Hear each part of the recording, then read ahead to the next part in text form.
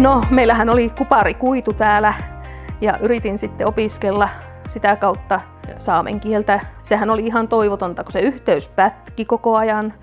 Välillä se oli poikki.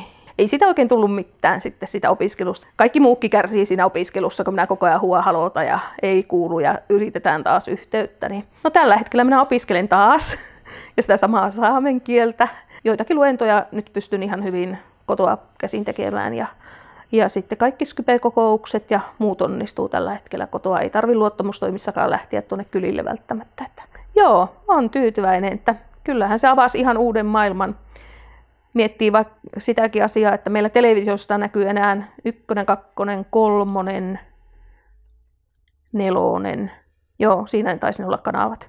Nythän meillä on sitten mahdollisuus itse kullakin niin katsoa netin kautta ohjelmia tietenkin ja sitten pääsee katsomaan sitten niitä ohjelmia, mitä haluaa, valinnanvaraa vähän enemmän. Ja no, en minä tiedä voiko sitä sanoa, että auvoisempaa, mutta helpompaa. Todella paljon helpompaa, että kaikki asiat hoituu paljon nopeammasti.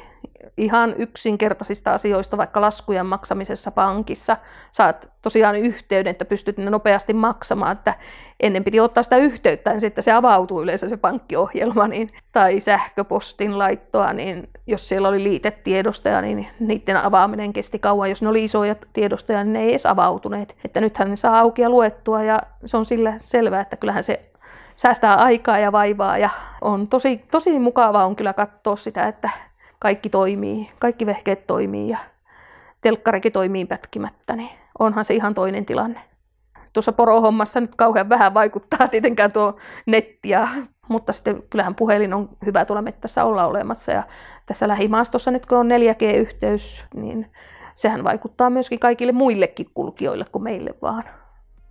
Nopeus on 100 megaa tällä hetkellä. Tietenkin se on lähtevä nopeus tuolta liitäntäpisteestä, mutta että kyllä se 90 yli menee reilusti.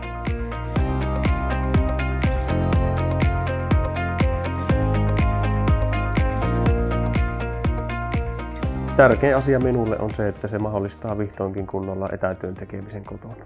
Ihan jos lähdetään sieltä noin 15 vuoden takaa tällä kylällä, milloin mulla oli ensimmäinen nettiyhteys, niin oltiin sillä 0,1-0,2 megan yhteysnopeuksissa.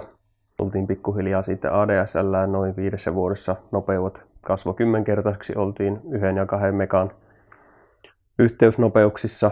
Käytännön yhteysnopeutta tänä päivänä jossain 8 ja 20 megan yhteysnopeuksissa ja sanoisin, että seuraavan 10 vuoden aikana niin nopeuksien tarve on kaikilla se vähintään se 100 meganen, joka on jo tätä päivää täällä meidän kylällä.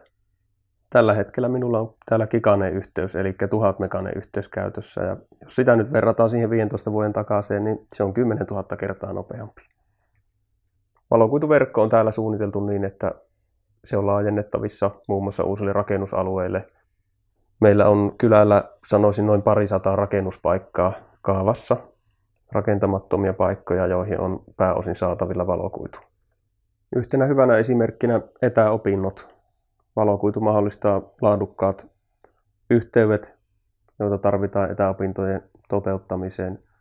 Opiskelin itse tuossa muutama vuotta aiemmin etäopintoina maisteritutkinnon ja kun kaikki luennot ja tehtävät perustu toimivaan nettiyhteyteen, niin välillä oli kyllä todellisia haasteita. Kyllä olisi ollut tarvetta valokuidulle. Valokuituyhteys mahdollistaa myös esimerkiksi ihan perinteiset TV-kanavat.